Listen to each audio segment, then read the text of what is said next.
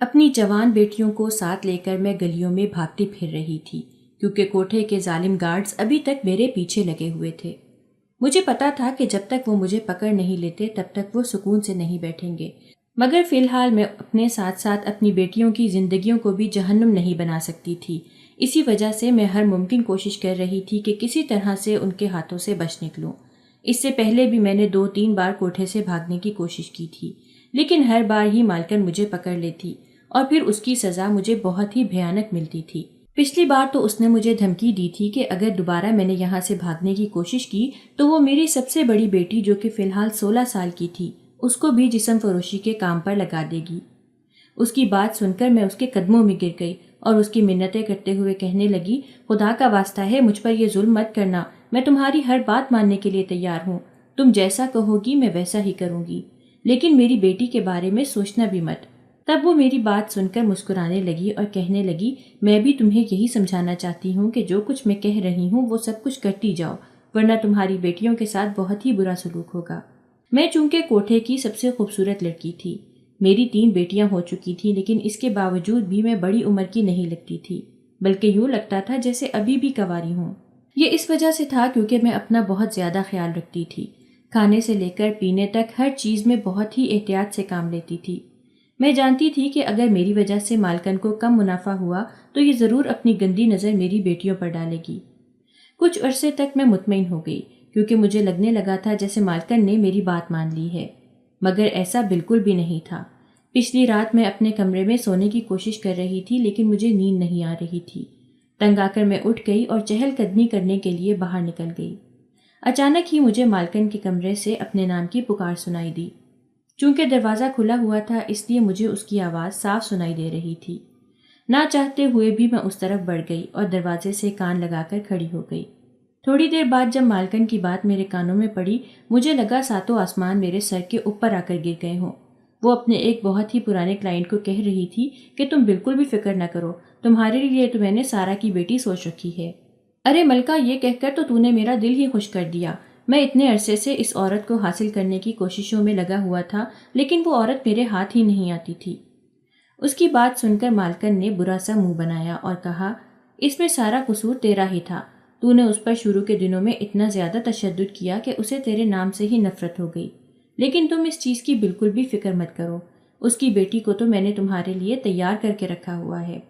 اس کے بعد مالکن نہ جانے کیا کیا بولتی رہی، لیکن میرا ذہن تو مالکن کی اسی بات پر ہی اٹکا ہوا تھا کہ اس نے میری بیٹی کو اس شخص کے لیے تیار کر کے رکھا ہوا ہے۔ میں نے اسی وقت اپنے آپ سے وعدہ کیا اور فیصلہ کیا کہ اب چاہے کچھ بھی ہو جائے، ایک لمحے کے لیے بھی میں یہاں پر نہیں رکوں گی، بلکہ یہاں سے کسی طرح بھاگ کر دکھاؤں گی۔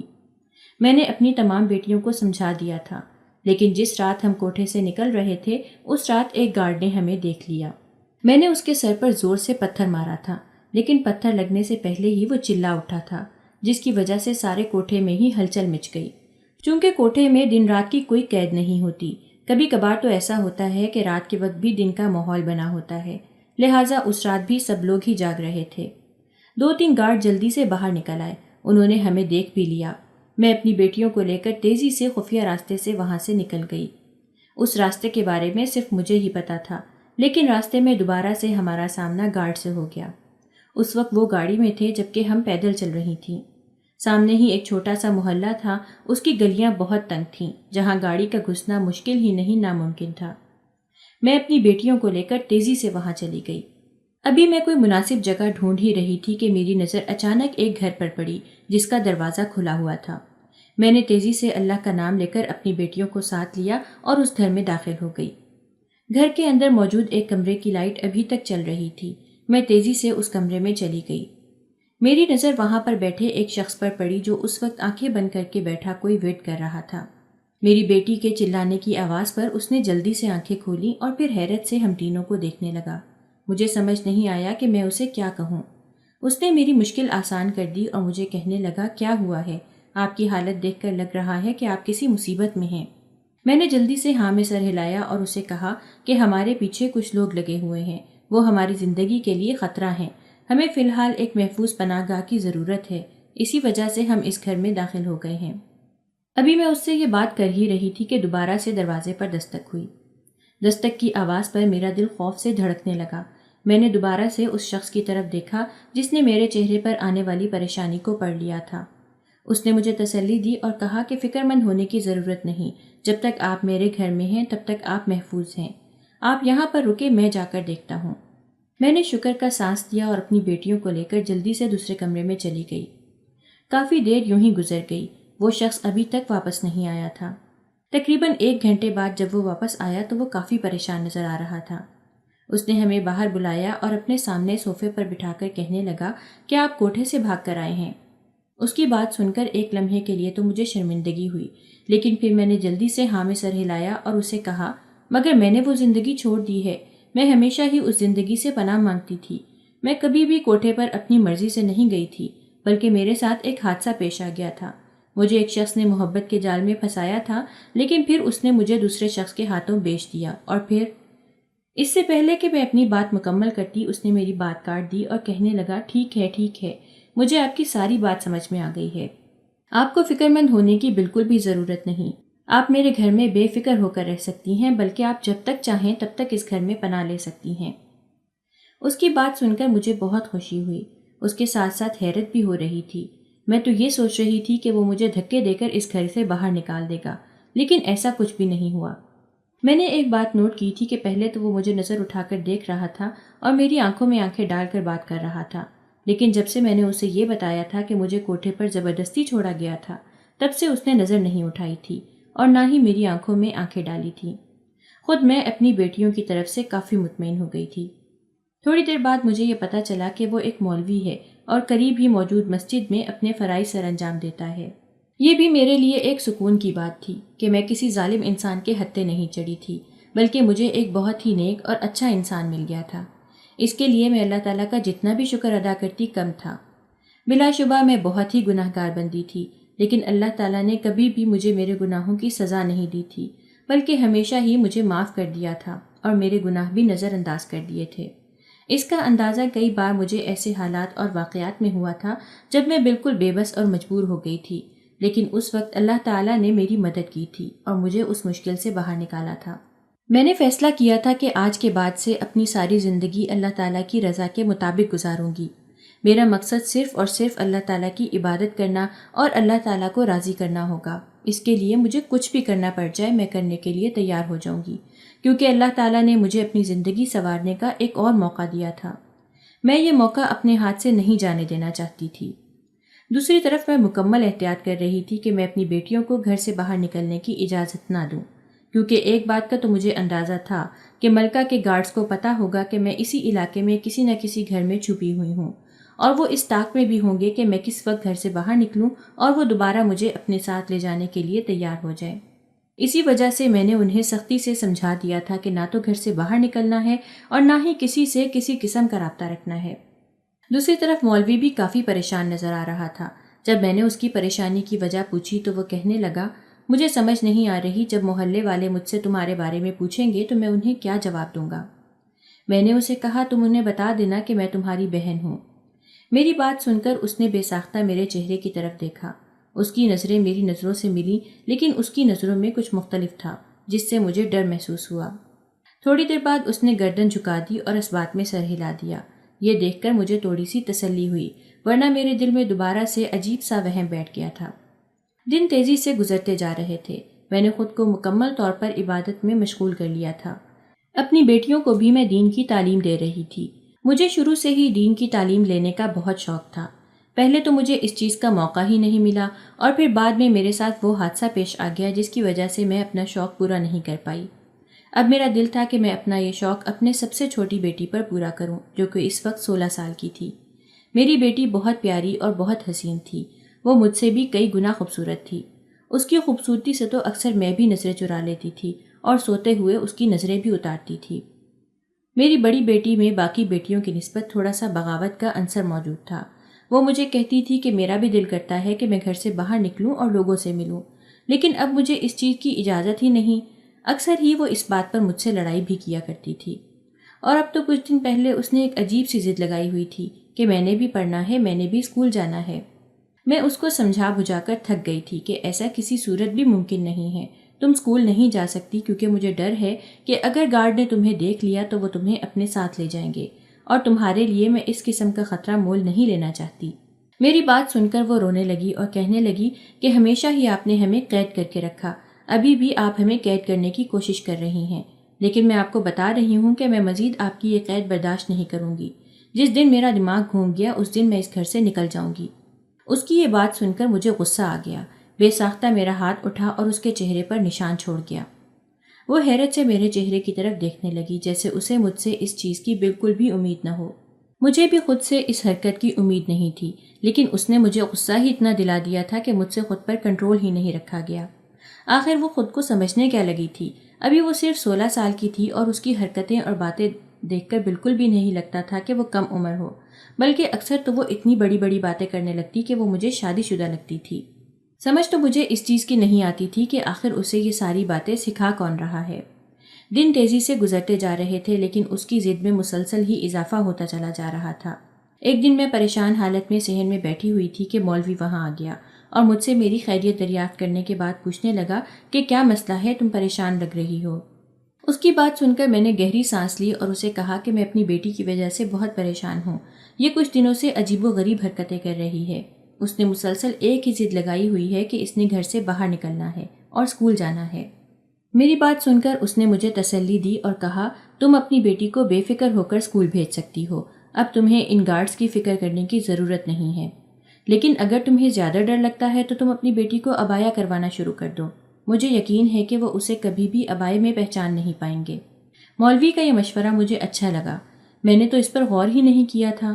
مولوی سے بات کرنے کے بعد میں دوبارہ سے اپنی بیٹی کے کمرے میں چلی گئی تاکہ اسے یہ خوشخبری دے سکوں۔ جب میں نے اپنی بیٹی کو یہ خوشخبری دی تو میری بات سن کر وہ خوشی سے اچھلنے لگی۔ اسے خوش دیکھ کر مجھے بھی دلی سکون محسوس ہوا۔ میرے لیے سب سے ضروری چیز اپنی بیٹیوں کے چہرے پر مسکراہٹ لانا تھا، جو میں لانے میں کامیاب ہو ہی چکی تھی، لیکن میں نہیں جانتی تھی کہ اپنی بیٹی کو یہ آزادی دے کر اور مولوی کی بات مان کر میں نہ صرف اپنی بیٹی کی جان پر بلکہ خود پر بھی بہت بڑا ظلم کرنے جا رہی ہوں۔ اس بات کا احساس مجھے اس وقت ہوا جب میرے ہاتھ میں کچھ بھی نہیں رہا تھا، میں سب کچھ کھو چکی تھی۔ ایک بات جو ان دنوں میں نوٹ کر رہی تھی کہ جس دن سے میری بیٹی نے اسکول جانا شروع کیا تھا اس دن سے وہ مولوی کے ساتھ کچھ زیادہ ہی باتوں میں مصروف رہنے لگی تھی، یہاں تک کہ مولوی اسے اسکول چھوڑنے بھی جاتا تھا اور اسے لینے بھی جاتا تھا۔ شروع میں تو مجھے یہ سب کچھ نارمل لگا، لیکن بعد میں مجھے ڈر لگنے لگا کیونکہ ان کی دوستی کچھ زیادہ ہی بڑھتی چلی جا رہی تھی۔ ایک تو مولوی کی عمر بھی اتنی زیادہ نہیں تھی اور دوسرا وہ میری بیٹی میں بھی کچھ زیادہ ہی دلچسپی لینے لگا تھا۔ میں نے 2-3 بار باتوں ہی باتوں میں اسے سمجھانے کی کوشش کی، لیکن میں نے دیکھا کہ وہ ہر بار ہی میری بات ٹال جاتا تھا۔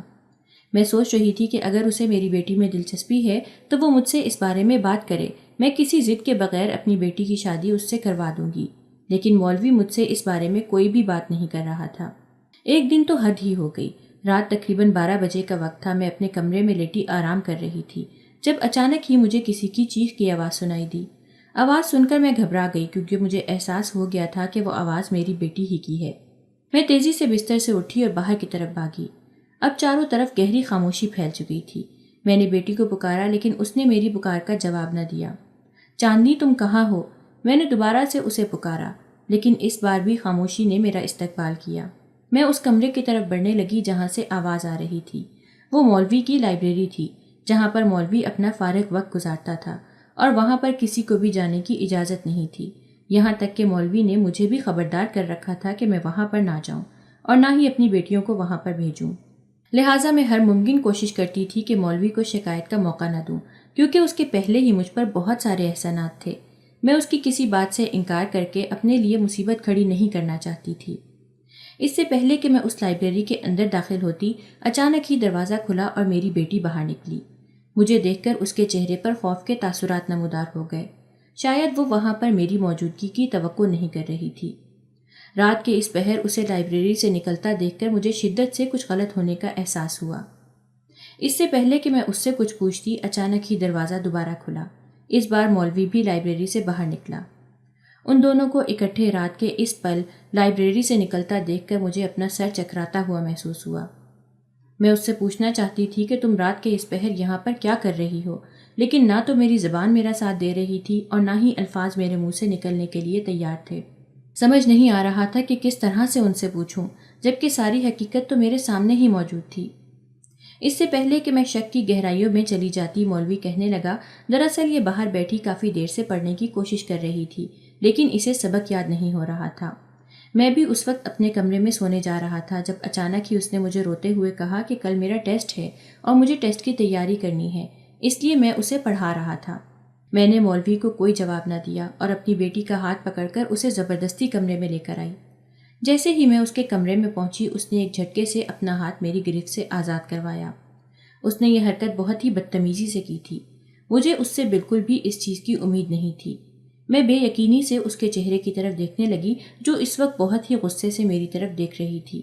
شاید اسے یہ پسند نہیں آیا تھا کہ میں نے رات کے پہر اسے مولوی کے ساتھ پکڑ لیا تھا، اس لیے وہ غصے سے کہنے لگی، امی آپ کو کیا ضرورت ہوتی ہے ہر جگہ پر چلے آنے کی؟ ابھی بھی آپ کی وجہ سے مولوی صاحب اتنا شرمندہ ہو گئے تھے، حالانکہ ایسی کوئی بھی بات نہیں تھی۔ میں نے غصے سے اس کے منہ کو دبوچا اور اسے کہنے لگی کہ میں تمہاری ماں ہوں اور میں جو بھی کرتی ہوں تمہاری بھلائی کے لیے ہی کرتی ہوں۔ تمہیں کوئی بھی حق نہیں ہے کہ مجھ سے میرے کسی بھی کام کی تفصیل مانگو اور مجھ سے سوال جواب کرو۔ میری بیٹی میری آنکھوں میں آنکھیں ڈال کر مجھے غصے سے دیکھنے لگی۔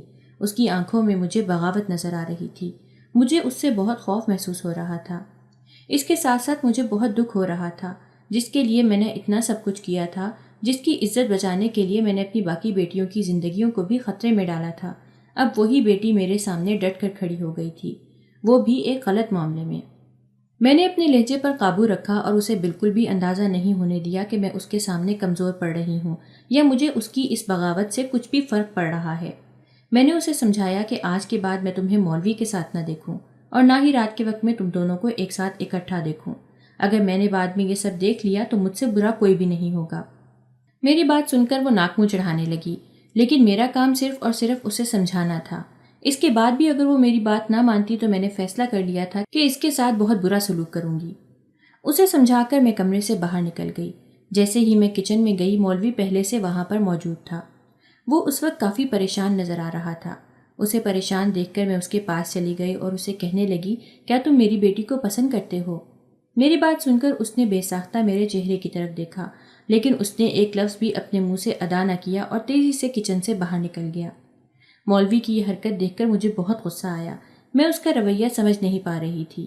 نہ تو وہ میری بیٹی سے اپنی محبت کا اعتراف کر رہا تھا اور نہ ہی وہ میری بیٹی کی جان چھوڑ رہا تھا۔ پتہ نہیں وہ کیا چاہتا تھا۔ جب میں کوٹھے پر موجود تھی تب میری بیٹی وہاں پر موجود ایک عورت کے بیٹے کے عشق میں گرفتار ہو گئی تھی۔ تب اس کی عمر 15 سال تھی۔ یہ 1 سال پہلے کی ہی بات ہے۔ میں نے بڑی مشکل سے اپنی بیٹی کی جان اس شخص سے چھڑوائی تھی، کیونکہ وہ میری بیٹی سے تقریباً 8 سال بڑا تھا اور وہ بہت ہی تیز اور شاطر انسان تھا۔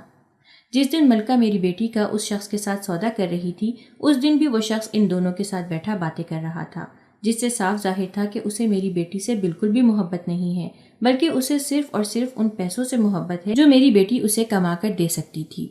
میں نے اپنی بیٹی کی وہاں سے جان تو چھڑوا لی تھی، لیکن یوں لگ رہا تھا کہ یہاں پر اپنی بیٹی کو نہیں بچا پاؤں گی۔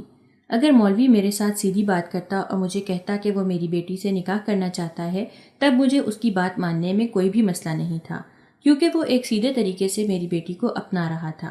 لیکن اب اس صورتحال میں کسی بھی صورت اس کی مدد نہیں کر سکتی تھی۔ اب میرا فرض بنتا تھا کہ جتنا ممکن ہو سکے اپنی بیٹی کو اس کے شر سے بچاؤں۔ اگلے دن میں گھر کا کام کر رہی تھی جب میری چھوٹی بیٹی بھاگتی ہوئی گھر کے اندر داخل ہوئی۔ وہ تیزی سے میرے پاس آئی اور مجھے کہنے لگی کہ میں نے آپ سے بہت ہی ضروری بات کرنی ہے۔ وہ چہرے سے بہت ہی پریشان نظر آ رہی تھی۔ اس کی عمر 12 سال تھی، لیکن وہ اپنی عمر کے باقی بچوں کی نسبت بہت سمجھدار اور عقل والی تھی۔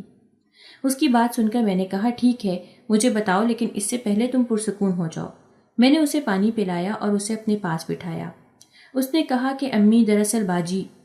اس سے پہلے کہ وہ مزید کچھ کہتی، میری بڑی بیٹی وہاں پر آ گئی۔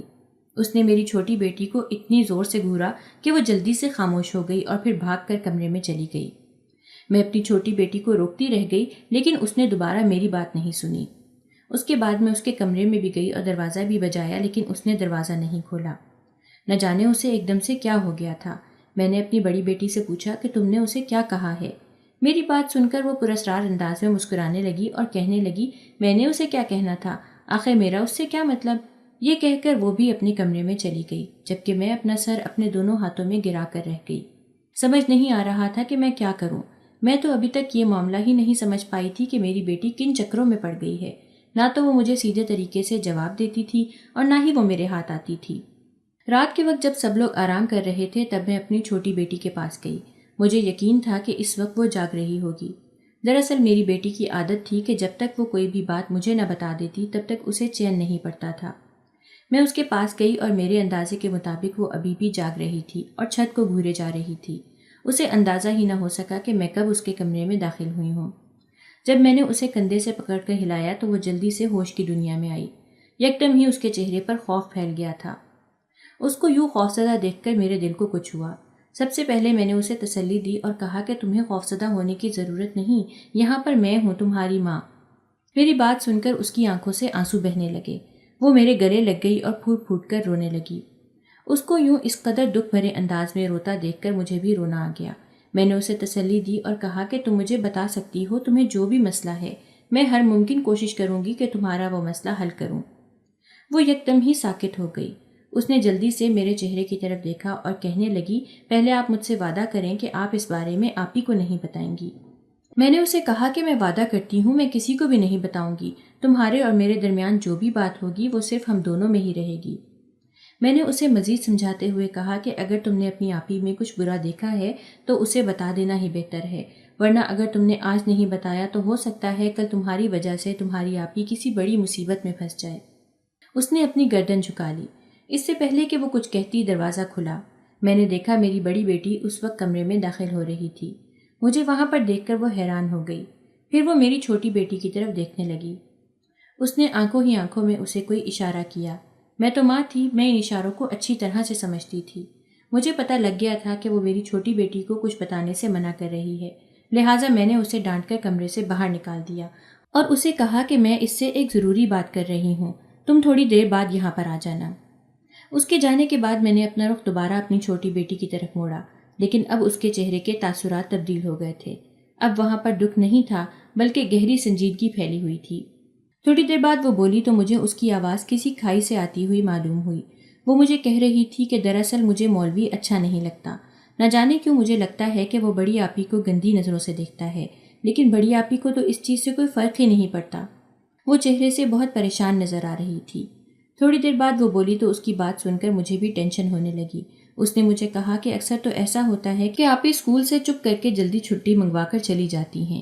پہلے مجھے اس بارے میں پتہ نہیں تھا، لیکن ایک دن میں نے یہ خود اپنی آنکھوں سے دیکھا، اور پھر بعد میں مجھے پرنسپل صاحبہ نے بلا کر پوچھا بھی کہ آپ کے خاندان میں کون فوت ہوا ہے جس کی وجہ سے آپ کی آپی چھٹی منگوا کر گئی ہیں اور وہ آپ کو کیوں نہیں لے کر گئیں۔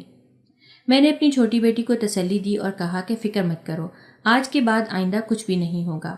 آج کے بعد میں خود اسے اسکول چھوڑنے بھی جایا کروں گی اور لینے بھی جایا کروں گی، لیکن اگر اس نے دوبارہ اس طرح کی حرکت کرنے کی کوشش کی تو تم مجھے بتانا، میں اسے اسکول سے اٹھا لوں گی، کیونکہ میں اب اس پر مزید بھروسہ نہیں کر سکتی۔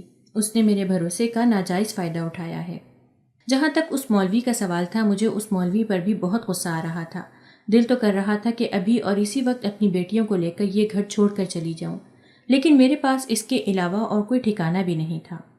اپنے گھر والے تو مجھے قبول کرنے کے لیے تیار ہی نہیں تھے، کیونکہ ان کی عزت کو خاک میں ملا کر میں گھر سے بھاگی تھی اور مجھے اس کی سزا بھی مل گئی تھی۔ وہ دن آج بھی مجھے یاد آتا تھا جب میں اپنے محبوب کے ساتھ نکاح کی تیاریاں کر رہی تھی، لیکن میرا محبوب مجھے بیچنے کی تیاریوں میں لگا ہوا تھا۔ وہ مجھے اپنے دوست کے پاس چھوڑ آیا۔ اس کا دوست شادی شدہ تھا۔ جب اس نے مجھے اپنے دوست کے گھر چھوڑا تھا تب اس کے ساتھ اس کا چھوٹا بیٹا بھی تھا جس کی عمر تقریباً 10 سال تھی۔ وہ اپنے باپ کو کہہ رہا تھا کہ کیا یہ میری نئی ماما ہے، لیکن اس کا باپ مسلسل انکار کر رہا تھا۔ پھر اس کے باپ نے مجھے کوٹھے پر بیچ دیا اور ایک بڑی رقم وصول کی۔ وہ شخص، اس کا بیٹا اور میرا بے وفا محبوب مجھے آج تک نہیں بھولے تھے۔ ان کی وجہ سے میں نے زندگی کے بہت ہی مشکل سال گزارے تھے۔ ان کی وجہ سے میں اپنی عزت کھو چکی تھی اور انہی کی وجہ سے میں خود سے بھی نظریں ملانے کے قابل نہیں رہی تھی۔ ان کی وجہ سے ہی میں نے حرام اولاد کو جنم دیا تھا اور پھر ان کی وجہ سے ہی میری اولاد ان سب چیزوں میں ملوث ہوئی تھی۔ میں اس سب کا ذمہ دار آج بھی ان لوگوں کو ہی ٹھہراتی تھی، لہٰذا اب میں اپنی بیٹی پر نظر رکھنے لگی تھی۔ میری بیٹی کو بھی اس چیز کا اندازہ ہو گیا تھا، لہٰذا اب وہ بہت ہی محتاط انداز میں قدم اٹھا رہی تھی، لیکن پھر بھی جتنا زیادہ وہ مولوی سے ملتی تھی مجھے اندازہ ہو ہی جاتا تھا کہ ابھی بھی ان دونوں کے درمیان کچھ چل ہی رہا ہے۔ کچھ دنوں بعد میری طبیعت خراب رہنے لگی۔ ایک دو دن میں اسے اسکول چھوڑنے نہ جا سکی۔ تیسرا دن تھا، میری طبیعت یوں ہی خراب تھی کہ اچانک ہی گھر کا دروازہ کھلا اور میری بیٹی گھر کے اندر داخل ہوئی۔ وہ اس وقت لڑکھڑا کر چل رہی تھی۔ اس کی حالت مجھے بہت ہی بری لگ رہی تھی۔ میں اس سے پوچھنا چاہتی تھی لیکن اس سے پہلے ہی وہ کمرے میں چلی گئی۔ رات کے وقت جب وہ کھانا کھانے کے لیے آئی تب بھی اس نے اپنا چہرہ جھکایا ہوا تھا۔ مجھے شدت سے کچھ غلط ہونے کا احساس ہو رہا تھا۔ اس دوران وہ بار بار نظر اٹھا کر مولوی کی طرف دیکھتی، جبکہ مولوی ہر بار ہی اس سے نظریں چرا لیتا تھا۔ میں سمجھ نہیں پا رہی تھی کہ آخر ان دونوں کے درمیان کیا چل رہا ہے۔ اگلے کچھ دنوں میں میری بیٹی کی طبیعت بہت زیادہ خراب ہو گئی۔ میں اسے ڈاکٹر کے پاس لے کر جانا چاہتی تھی لیکن اس نے مجھے انکار کر دیا۔ کچھ دنوں بعد وہ بہتر ہو گئی اور دوبارہ سے اسکول جانے لگی، لیکن اب وہ بہت چپ چپ رہنے لگی تھی۔ ایک دن مجھے اپنی بیٹی کے کمرے سے چلانے کی آواز سنائی دی۔ جب میں اس کے کمرے میں گئی تب وہ بے ہوش پڑی ہوئی تھی۔ میں نے مولوی کو بتایا تو وہ بھی پریشان ہو گیا اور جلدی سے لیڈی ڈاکٹر کو بلا کر لے آیا۔ ڈاکٹر نے اس کا چیک اپ کیا۔ اس وقت تک میری بیٹی بھی ہوش میں آ چکی تھی۔ ڈاکٹر نے مجھے جو خبر سنائی وہ سن کر مجھے لگا کہ ساتوں آسمان میرے سر کے اوپر آ کر گر گئے ہوں۔ دراصل وہ مولوی کو میرا بیٹا سمجھ رہی تھی، جبکہ میری بیٹی کو میری بہو سمجھ رہی تھی۔ اس نے مجھے بتایا کہ آپ کی بہو ماں بننے والی ہے۔ تب تو میں نے اسے کچھ بھی نہ کہا۔ جب وہ گھر سے باہر نکل گئی تب میں نے مولوی کا گریبان پکڑ لیا اور اس کے چہرے پر تھپڑوں کی بارش کرنا شروع کر دی، لیکن اس سے پہلے ہی میری بیٹی نے مجھے روک دیا اور روتے ہوئے کہنے لگی کہ اس میں اس کا کوئی قصور نہیں ہے، اس نے کچھ بھی نہیں کیا۔ تب مجھ پر راز آشکار ہوا کہ میری بیٹی نے اسی شخص کے ساتھ منہ کالا کیا تھا جس سے میں اسے بچا کر یہاں پر لائی تھی۔ اس نے میری بیٹی کو اپنے جال میں پھنسایا اور پھر اس کے ساتھ زبردستی یہ سب کچھ کیا۔ تب مجھ پر دوسرا راز یہ آشکار ہوا کہ وہ مولوی جس نے ہمیں پناہ دی وہ کوئی اور نہیں بلکہ اسی شخص کا بیٹا تھا جس شخص نے مجھے بیچا تھا۔ سمجھ نہیں آ رہی تھی کہ میں کیا کروں۔ میرا سر بہت بری طرح سے دکھ رہا تھا۔ ایک دم سے اتنے سارے راز جان کر میری طبیعت خراب ہونے لگی۔ مولوی جلدی سے میرے قدموں میں بیٹھ گیا اور کہنے لگا کہ میرے باپ نے جو گناہ کیا تھا اس کا کفارہ ادا کرنے کے لیے میں تیار ہوں۔ میں آپ کی بیٹی سے نکاح کرنے کے لیے تیار ہوں۔ میں وعدہ کرتا ہوں کہ میں اسے کبھی بھی طعنہ نہیں دوں گا اور نہ ہی اسے کسی قسم کی بھی تکلیف پہنچاؤں گا۔ میں نے ایک نظر اپنی بیٹی کی طرف دیکھا جو اس وقت پھوٹ پھوٹ کر رو رہی تھی اور مجھ سے معافیا مانگ رہی تھی۔ میرے پاس مولوی کی بات ماننے کے علاوہ اور کوئی چارہ نہیں تھا، لہٰذا میں نے اپنی بیٹی کا نکاح اس سے کروا دیا۔ مولوی نے اپنی بات سچ کر کے دکھائی۔ اس نے واقعی میری بیٹی کا بہت خیال رکھا اور اسے کبھی بھی طعنہ نہیں دیا، بلکہ اس کے ساتھ ساتھ وہ ہمارا بھی بہت خیال رکھتا تھا۔ جس نے میری بیٹی کے ساتھ زیادتی کی تھی، ایک دن اس کا بہت برا ایکسیڈنٹ ہوا اور وہ اپنی دونوں ٹانگوں سے معذور ہو گیا۔ اس بات کا مجھے اس دن پتہ چلا تھا جس دن میں بازار گئی تھی۔ اس دن میں نے اسے سڑک کنارے مانگتے ہوئے دیکھا تھا۔ تب مجھے اللہ تعالیٰ کے انصاف پر یقین آ گیا۔ بلا شبہ اس نے میری بیٹی کی معصومیت کا ناجائز فائدہ اٹھایا تھا، لیکن اس کی سزا بھی اللہ تعالیٰ نے اسے دے دی تھی۔ اس کے بعد میری بیٹی اپنی زندگی اللہ تعالیٰ کی عبادت میں گزارنے لگی۔ اس نے تمام گناہوں سے توبہ کر لی۔ اب اس نے اپنا گھر بہت ہی اچھے طریقے سے سنبھالا ہوا ہے۔